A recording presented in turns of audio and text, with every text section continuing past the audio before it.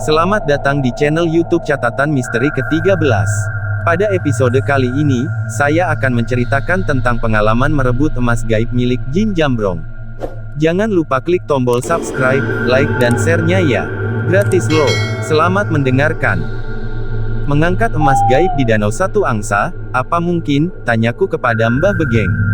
Mungkin saja, kenapa tidak? Jawab Dukun Linui yang sakti mandraguna, asal Karekel, Lewi Liang, yang punya keahlian khusus mengangkat harta siluman yang dikuasai bangsa jin tersebut. Untuk itulah tim berangkat ke daerah Sanga-Sanga, Kalimantan Timur, kurang lebih berjarak 20 km dari kota Samarinda.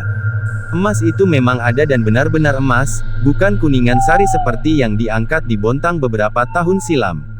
Alhamdulillah, karena bantuan Allah Azza wa Jalla, emas itu bisa diangkat zohir, dan sudah dibagikan kepada orang-orang miskin di Nusantara. Danau Satu Angsa, di Desa Sanga-Sangara, Kecamatan Sanga-Sanga, Kutai Kertanegara, Kalimantan Timur, begitu indah.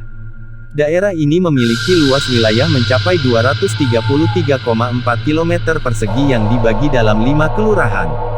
Sementara jumlah penduduk kecamatan ini mencapai 15.955 jiwa. Kecamatan Sanga-Sanga merupakan salah satu wilayah penghasil minyak bumi yang sangat penting di Kalimantan Timur, yaitu dimulai sejak sumur minyak Luis untuk pertama kalinya mulai berproduksi pada tahun 1897, di samping sumur minyak Matilde yang ada di Balikpapan. Perjuangan melawan penjajah pertama di Sanga-Sanga dikenal dengan nama perlawanan Samseng pada tahun 1926 oleh etnis Tionghoa, yang marah kepada pihak Belanda karena tidak memberikan bahan bakar minyak untuk diperdagangkan kepada pedagang asal Cina itu. Bangsa Cina yang akhirnya menjadi warga negara Indonesia itu selanjutnya bermukim di daerah ini. Mereka beranak pinak mengembangkan keturunan mereka, hingga dikenal dengan nama Cina Kalimantan Timur. Berbeda dengan Kalimantan Barat, Cina daerah ini lebih sedikit dan bahasanya juga berbeda. Di Danau Satu Angsa, ada seorang Cina kaya raya yang menanam emas batangan 24 karat. Emas itu tadinya disembunyikan di dalam kotak yang rencananya kelak akan dibawa ke Provinsi Fujian, Tiongkok, bila pemiliknya, Tan Jin Huang, kembali ke negara asalnya. Namun, sebelum sempat membawa emas itu kembali ke Tiongkok, Tan meninggal dunia. Tan Jin Huang tidak punya anak dan tidak ada ahli waris yang bisa memiliki emas batangan tersebut. Karena terlalu lama di dalam tanah, sejak tahun 1929, maka emas itu menyatu dengan tanah dan dikuasai jin. Tanah tempat emas itu, kemudian tenggelam oleh air bah dan tempat itu menjadi danau. Danau Satu Angsa, danau yang indah dan sejuk di tengah gersangnya udara panas Kabupaten Kutai Kertanegara. Emas itu ada di bawah danau, dan insya Allah, jika Tuhan menghendaki, emas itu bisa diangkat ke permukaan, desis Mbah Begeng kepada Dedi Suryadi, pemburu harta karun yang mensponsori pengangkatan harta gaib berharga di Sanga-Sanga tersebut. Dedi Suryadi dikenal sebagai pemburu harta karun. Miliaran dana disiapkan untuk berburu harta gaib di seluruh Indonesia. Dia mengangkat ratusan lokasi emas batangan gaib yang sudah dilakukan. Namun, yang berhasil hanya 2 dan 3 lokasi saja. Selebihnya gagal total. Namun, Dedi tidak pernah kapok. Dia selalu berangkat jika mendengar ada lokasi potensial untuk diangkat ke permukaan bumi. Dedi yang mengajakku untuk meliput pengangkatan harta gaib di Kalimantan Timur. Aku dibelikannya tiket dari Jakarta ke Balikpapan. Lalu menyewa taksi menuju Samarinda, terus dilanjutkan dengan menyeberangi Sungai Mahakam menuju Sanga-Sanga. Aku menyusul mereka di tepi Sungai Mahakam Sanga-Sanga. Mereka menyewa sebuah rumah panggung dari kayu ulin di kebun jeruk yang berbuah lebat. Jeruk itu milik Haji Akas Nurman, pemilik rumah yang disewakan. Jika kita ingin makan jeruk, tinggal ambil, tapi setelah itu membayar ke Haji Akas, berapa buah jeruk yang kita makan. Haji Akas Nurman tidak mengetahui tentang adanya emas batangan di Danau Satu Angsa. Bahkan semua warga Sanga-Sanga, termasuk Pak Lurah, tidak tahu tentang adanya harta karun tersebut. Hanya orang-orang yang memiliki kesaktian yang mengetahui, yaitu Dedi Suryadi dan dukun canggihnya, Mbah Begeng Agus Sudrajat, dukun khusus untuk penarikan harta gaib. Danau Satu Angsa adalah danau indah dan asri. Bila matahari tenggelam di ufuk barat, matahari seperti tenggelam masuk ke danau. Air permukaan danau menjadi kuning kemerah-merahan. Indah sekali. Sementara itu burung-burung berkicauan, bernyanyi tatkala mereka pulang ke sarang, di kayu-kayu angsana di sebelah danau. Burung-burung itu adalah burung jenis kepodang, murai batu, cucakrawa dan kenari. Bahkan banyak pula burung walet yang memakan ikan-ikan kecil di permukaan danau.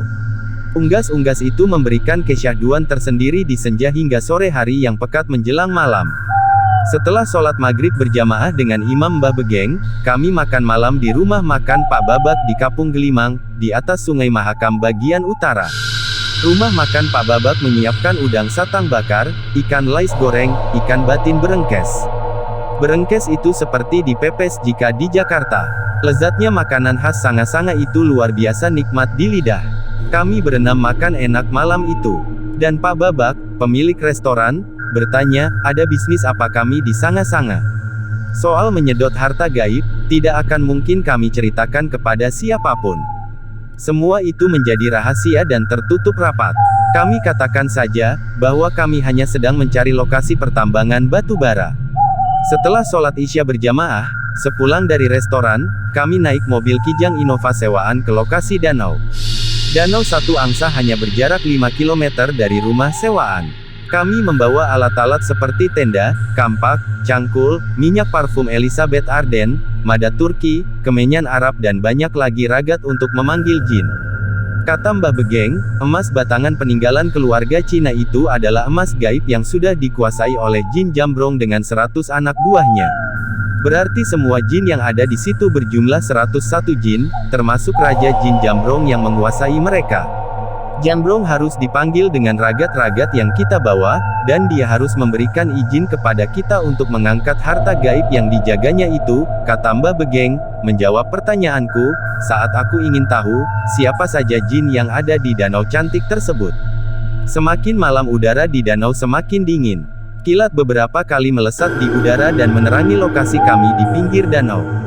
Beberapa saat kemudian, geluduk bergemuruh dengan ditingkahi beberapa kali petir. Jantungku berdetak hebat tatkala dari dalam air, muncul ke permukaan, ratusan bocah berkepala botak. Mereka keluar, tapi rajanya belum muncul, teriak Mbah Begeng. Semua makhluk berkepala botak itu ternyata jin-jin anak buah Raja Jambrong. Raja Jambrong melarang ratusan anak buahnya memiliki rambut panjang seperti dirinya. Untuk itu, semua harus berkepala botak. Karena mereka adalah budak-budak gaib asuhan Raja Jambrong yang berambut gondrong. Mbah Begeng lalu menggunakan bahasa jin untuk memanggil mereka. Ratusan jin botak itu lalu naik ke darat, mereka berenang ke tepi danau dan bersujud kepada Mbah Begeng. Mbah Begeng memang orang sakti mandraguna, seorang linui yang mampu menaklukkan semua makhluk halus, baik itu jin, genderuwo, kuntilanak, maupun para tuyul. Setelah kumpul 100 jin berkepala botak, Mbah Begeng membakar lagi madat dan berkomat kamit memanggil Raja Jambrong. Pukul 24 tengah malam, jin Jambrong keluar. Jantungku makin berguncang hebat setelah melihat tubuh jin Jambrong keluar dari dasar danau yang bertubuh besar dan jangkung. Tubuhnya setinggi pohon angsana dan lebar badannya hampir selebar separuh danau. Raja Jambrong memanggil semua anak buahnya dan menyuruh masuk ke danau. Ratusan jin berkepala botak itu lalu menceburkan diri ke danau dan mereka masuk ke dasar danau secara gaib. Raja Jambrong nampaknya tidak menerima kehadiran kami dan dia meminta kami pergi. Dia menantang perang melawan Mbah Begeng, tapi Mbah Begeng tidak mau meladeni. Jika kita perang, saya tidak akan mendapatkan apa-apa. Sementara kami membutuhkan emas batangan yang kamu kuasai, milik Tan Jin Huang yang sudah lama meninggal dunia. Berikan emas itu kepada kami, untuk kepentingan umat, pinta Mbah Begeng kepada Raja Jin Jambrong dengan nada damai. Kami baru akan pergi jika emas itu diberikan kepada kami, tambah Mbah Begeng lagi. Arkian, ternyata Raja Jambrong hanya memberikan sebagian dari emas gaib itu. Dari ratusan batang emas, Mbah Begeng hanya diberi 6 batang. Sesuai dengan jumlah kami berenam. Setelah dimasukkan ke dalam karung gandum, emas itu aku angkut ke dalam mobil Kijang Innova yang tidak begitu jauh diparkir dekat danau. Besoknya, emas itu dibawa ke Jakarta dan dijual ke toko logam mulia. Setelah menjadi uang, uang itu sebagian besar disumbangkan ke panti-panti. Ada ke panti jompo, panti asuhan dan orang-orang miskin bantaran kali. Belakangan, Dedi minta Mbah Begeng kembali ke Sanga-Sanga untuk mengambil sisa puluhan emas batangan warisan gaib Tan Jin Huang itu. Namun Mbah Begeng menolak, tidak akan berhasil. Raja Jambrong tidak akan memberikan sisa emas itu dan akan dikuasainya sampai hari kiamat.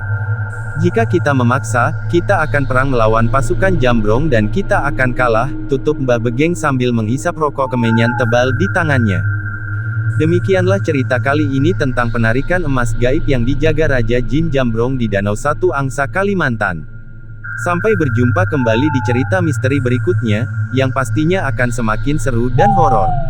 Jangan lupa klik tombol subscribe, like dan share-nya ya. Gratis. Terima kasih. Wassalam.